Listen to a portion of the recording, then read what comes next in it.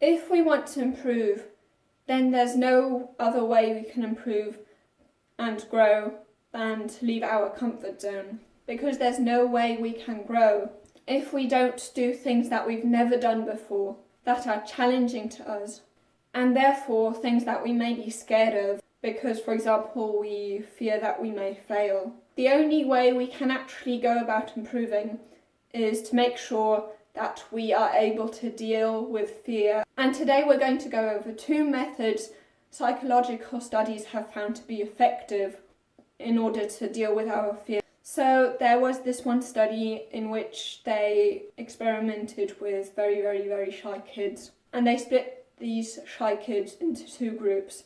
Both of them watched a scene of a film. One group watched a scene in which there basically just were dolphins, so this just was a control group. Whereas the other group, they saw a scene in which they saw children interact with other people. And it turned out that the kids that watched this scene with these other children having social interactions, they actually became more social and less shy. And in another study in which they had a look at kids who were afraid of dogs, they split these children into 4 groups.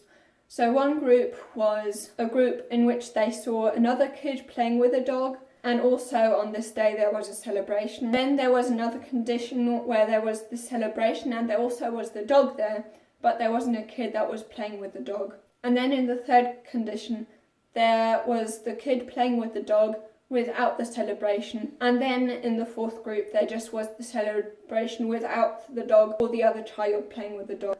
Now, the reason why they included the celebration aspect was to see whether positive emotion in itself actually had an effect on how afraid these children would be of dogs after that.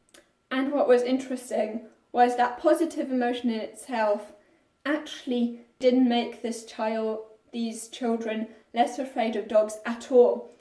However, just seeing this other child play with the dog, that is what made them less afraid. And then the second method basically would be what is called flooding.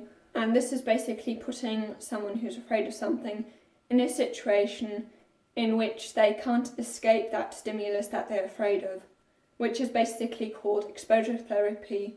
Of course, what you don't want to do is overwhelm yourself. That just will make you way more anxious. You have to go at it step by step. First, only something that makes you a little afraid, and then you increase that more and more over time. Because what happens then is that we become more familiar with the thing that we're afraid of, and because we become more familiar to that, we feel less afraid. And then because we've already dealt with that situation before, and it is familiar to us, we become less afraid of that. Now, if you want to know how Kobe Bryant deals with his fear of failure, you can watch this video here.